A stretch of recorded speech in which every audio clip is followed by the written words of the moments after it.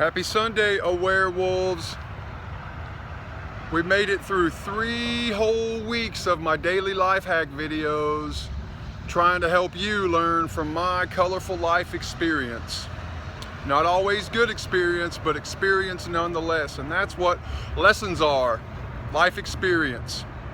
Today's subject is something that's been in the news a lot lately. A lot of people have different opinions on both sides of the issues. I just kind of wanted to share my opinion about it.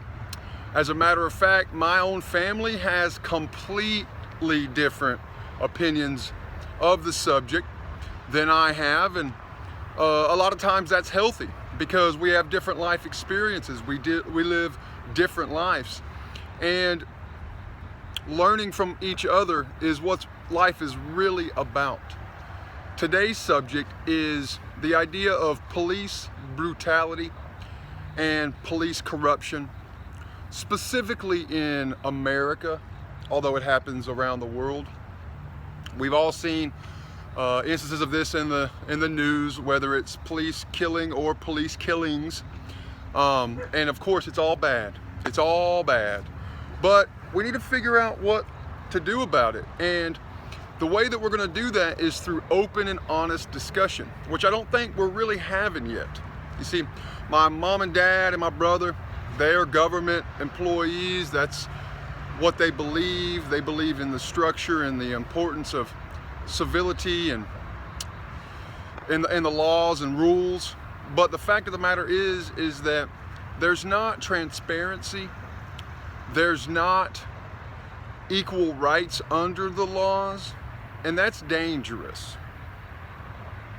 I'll be the first to admit that here in America, we have more than likely, if not the least, one of the least corrupt governments and police forces in the world.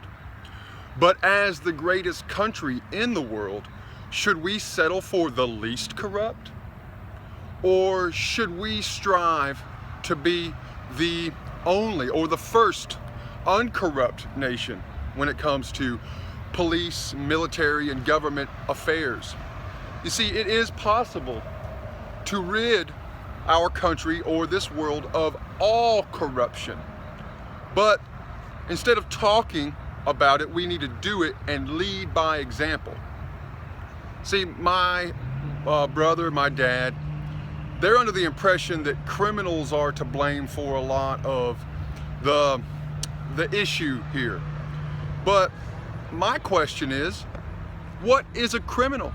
And whose job is it to decide who's a criminal and who's not a criminal? Because my interpretation of it is that it's the court's decision to determine whether or not someone is or is not considered a criminal or an actual criminal. I didn't know that was the job of the police force to determine that. In my opinion, or in my understanding, the police force is charged with finding probable cause for crimes and collecting evidence for crimes and presenting that to the court system for a fair trial, and then and only then should someone be considered guilty. Now, the issue has come up because I read an article this morning that said that a policeman in Chicago is using the defense that his body camera had malfunctioned right before he had shot this teen who he was justifying for some reason or another. And my assertion is the best way to instill confidence in the police force from our citizens in this country is to have a no-nonsense policy. If you're a cop and you're on duty, your body camera must be on. Malfunctioning is not an excuse. It's an immediate assumption of guilt. We need transparency. If citizens who are maybe committing crimes, maybe not, but if they are confident that the situation that they're involved in, and their interaction with the police is guaranteed to be recorded, then both sides have an equal understanding that the truth is going to come out. So there's not going to be as much corruption or opportunity for corruption because there's a no-nonsense policy. If there is no video, the cops are guilty. Now then you say, well, what about the cameras malfunctioning?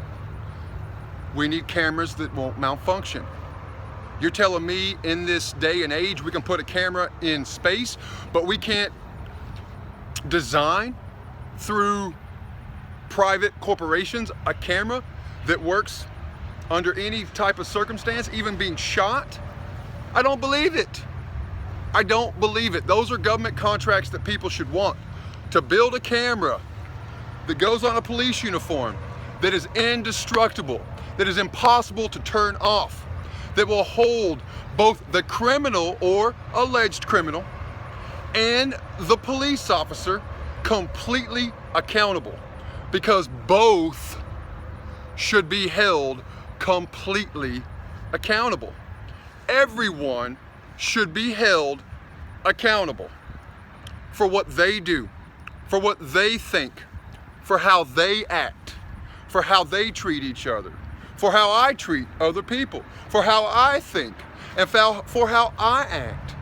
Now, under my understanding, and in my understanding, there is a job that we pay the salary for called a judge, whose job it is to judge the evidence.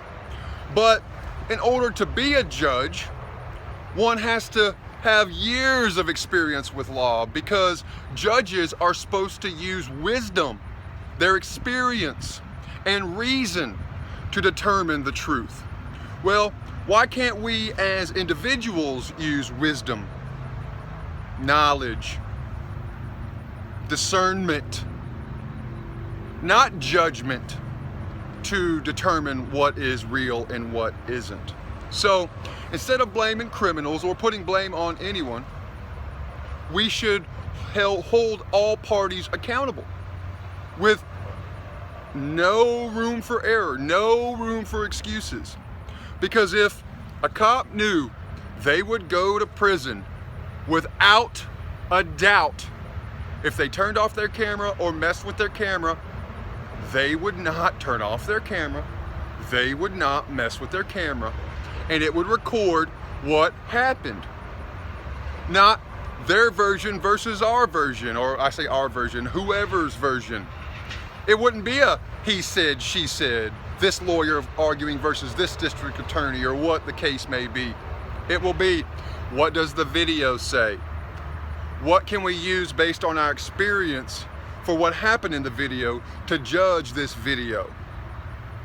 We do have the least corrupt, the absolute least corrupt police force in the world. In places like Costa Rica, if they know you're a tourist, they're gonna pull you over and try and shake you down. It's happened to me and my friends. I know for a fact they are looking for tourists because they are corrupt. In another country, if you're involved in a terrorist attack as an American, it's dangerous for you to go to the police, because the police might take you and hold you ransom. The police might be in on the attack. At least in America, there is the expectation or understanding that the police have our backs. And for the most part, they do. And they deserve appreciation for that. Blue lives do matter, okay?